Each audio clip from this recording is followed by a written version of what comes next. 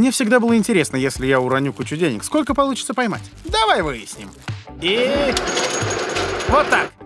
Итак, Тим стоит в кругу, а у нас в руках куча денег. Давайте ими подождим. Чендлер, иди к нам. Что поймаешь, оставишь себе.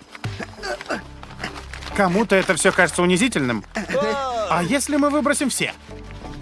Эй! Привет, я Давайте, готов! парни. Чендлер, подкинь к потолку. Купюра прилипла к потолку.